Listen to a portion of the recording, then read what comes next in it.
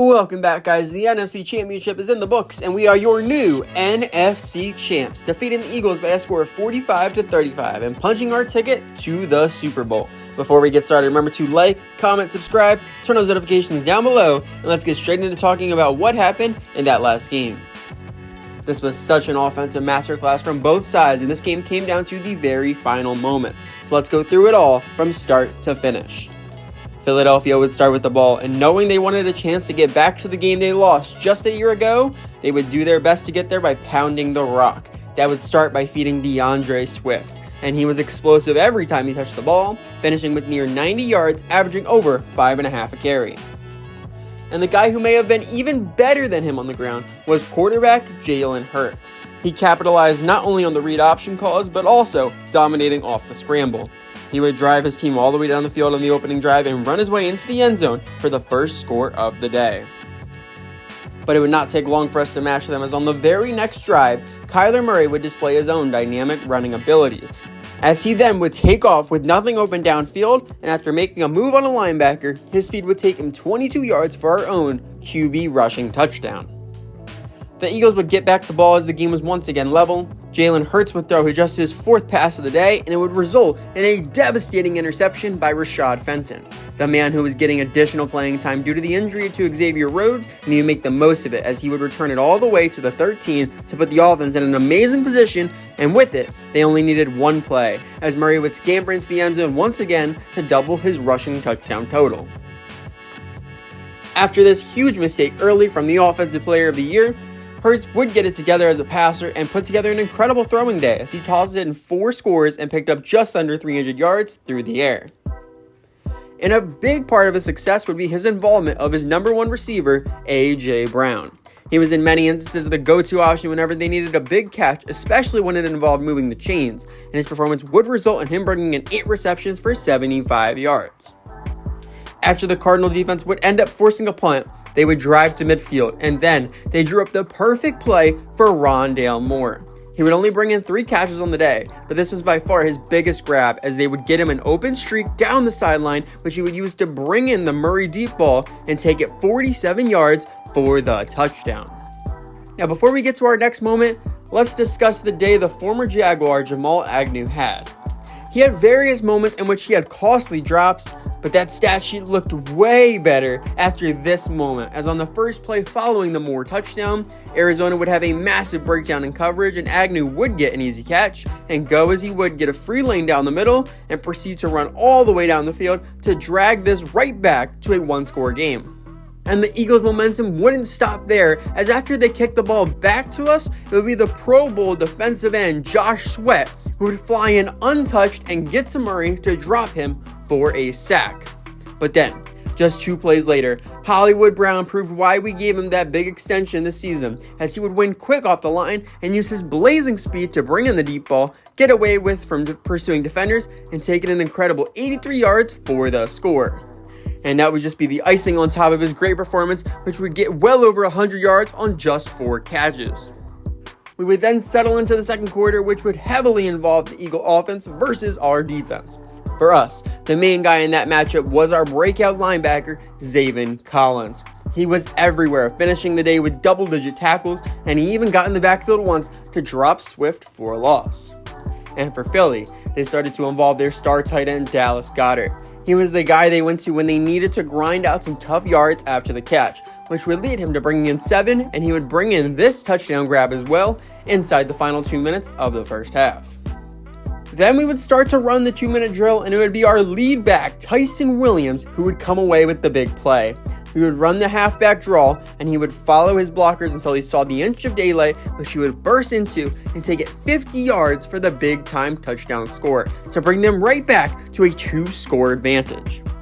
And that would be his best play of his great NFC Championship showing, as he would end up rushing over 130 yards, averaging north of 8 a carry. We would then have an interesting end to the half, as the Eagles would put together a nice drive to get them near midfield with plays like this, and instead of going for the Hail Mary, they bring out the punter Trenton Gill, and he very nearly pinned us to force a possible safety, as he would boot one away and get marked out at the 3, but it left just enough room for the QB kneel. Then the start of the second half is where we would focus on getting Trey McBride involved. It definitely wasn't his biggest day by any means, but he made some clutch grabs and he would end up finishing with 80 yards on just 5 catches. Murray had such a great day through the air with all of his different weapons as he finished with over 300 yards, throwing 3 touchdowns, but he was not perfect as on his initial drive of the third quarter, he would feel the wrath of Terrell Edmunds. With nothing open, would throw up a heat check ball with a ton of guys in the area, it would be Edmunds who would bring in the interception for Philly to escape the drive unscathed. Then it would be time for none other than Devontae Smith to take over. He had an incredible performance last week in the divisional round, and he would follow that up this week by bringing in incredible grab after incredible grab, and he would finish off the next drive by bringing in the touchdown catch. We would get the ball back after, and then it would be Corey Clement, the man who played in relief of the injured Connor, who would take over the drive and put together his own notable performance as he would end up averaging 5.5 yards a carry on just 7 runs. That drive would bring us to the beginning of the fourth quarter, and it would end with a Michael Wilson touchdown reception, with some beautiful route running, and the big contribution from the rookie would once again make this a 2-score battle. Then our defense would step up once again, as when we gave the ball back to Philly, it would first be Clellan Ferrell who got himself on the stat sheet, as he would beat Juergens and get to Hurts for the sack. And on the very next play, it would be the NFC Defensive Rookie of the Year, B.J. Ojulari, who would stretch all the way out to rip down an escaping Hurts with a play that secured back-to-back sacks to ruin the drive. After getting the ball back, we would set up Matt Prater for a field goal try, which he would nail from 38 yards out, bringing his point total to 9 on the day and making it a 3-score game with under 6 minutes left. Philly would then take a long time to drive down the field, but it would be Kez Watkins who would finally cash in with a touchdown catch, and that would keep their hopes alive. They set up to kick the onside kick, which after some drama, we would end up recovering, but it was not over just yet. A first down for us would end it, so we give to Clement, who picks up 3 to bring us to the 2-minute warning. Then to Williams for another 3. A third carry for Williams, which they stuff. And then we decide to go for it on 4th down to end it, but Edmunds would make the big play in the air to bat the ball down.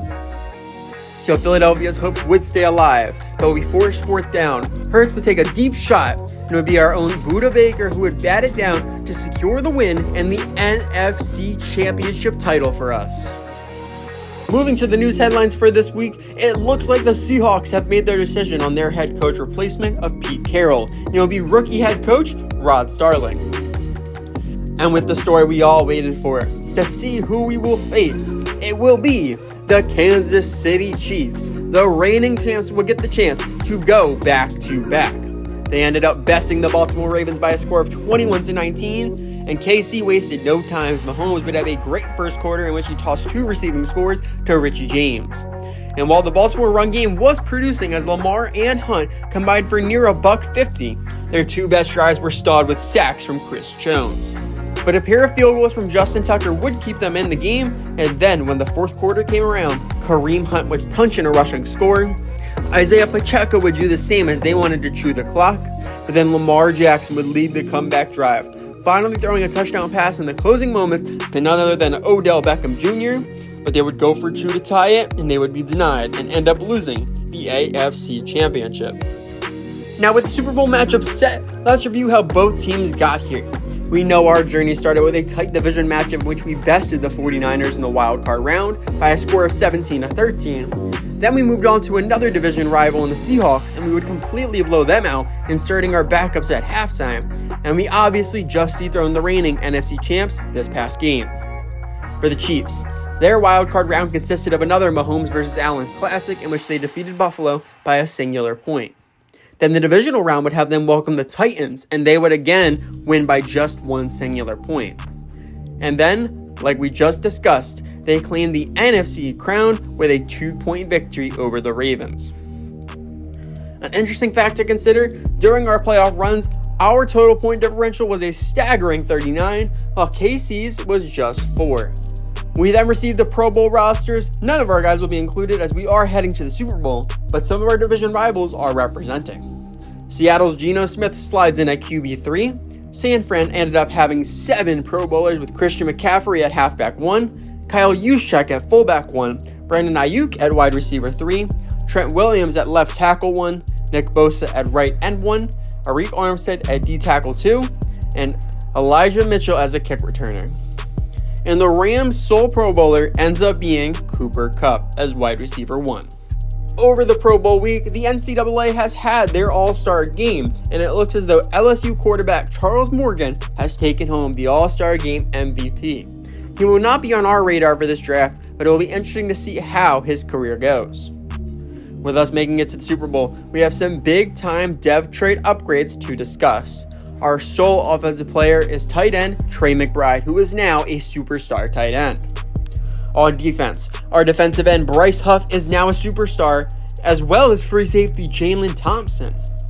Another man in the secondary who had growth was the veteran corner Xavier Rhodes, who has gone back to being a star.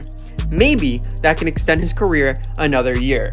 But the biggest of them all is that the NFC Defensive Rookie of the Year, B.J. Ojulari, is now an X Factor. And at just 21 years old, currently he has a promising career ahead. We then went to Super Bowl Media Day, and a reporter said, "We have a chance to be the first person to lead the Cardinals to a Super Bowl," and asked how we are handling the pressure to win this game.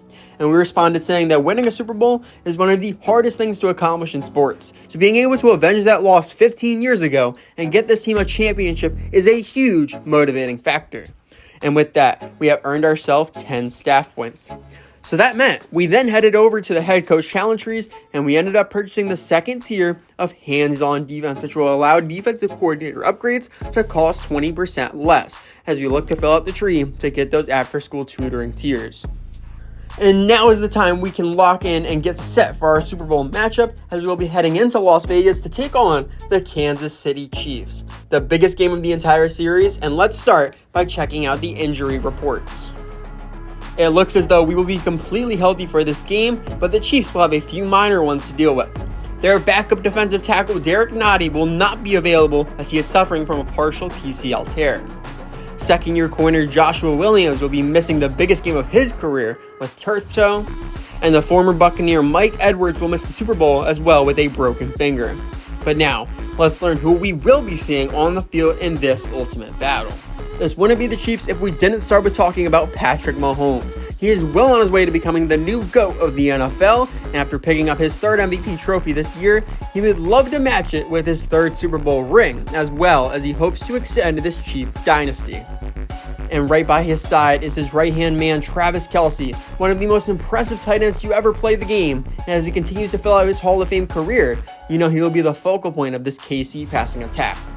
On the defensive side, they are obviously headlined by the one and only Chris Jones. He has gotten better and better over the last few years, and this one might have been the greatest yet as he picked up 19 sacks on the season, and he'll be a threat on the middle of that defensive line. And behind him in the next level is their young star middle linebacker, Nick Bolton. Just a great middle of the field anchor that can do it all. He can make a tackle in open space, rush the passer, drop back in coverage, and it is going to be difficult to counter his abilities in this game. Now knowing who we are facing, we can now set our game plan for this next game. Starting on defense, we are going to defend the deep pass. This offense can do a lot to hurt you, and the one thing we can't let happen in a big game like this is to let them beat us over the top. And on the offensive side, we are going to focus on countering the blitz. We know this is a talented and aggressive defensive unit, so our best chances may very well be getting passes off quick, keeping in extra blockers, and trying to keep the game as simple as possible. And now is the time that we can set our game day goals. First, we want to get 5+ offensive touchdowns. We have shown this entire playoff run that putting up points is our specialty, and we may very well need another big-time scoring performance to overcome what the Chiefs can do. Next, we want to get 350+ offensive yards. Much like the previous goal, we need to match the pace of the opposing offense, and we need to make the most of our chances. After that, we want to allow 24 points or less. Although we are aiming to get 5 scores, if we can get them well away from that number, we only increase our odds that much further. And lastly, we want to get 2 or more passing touchdowns. If we are going to find the win, we need Kyler Murray to continue to work his magic. So that means moving around with his legs and putting out great balls for his playmakers to work with. We then finished up our training for the week, and with no injuries to speak of, we only have positive gains heading into the Super Bowl.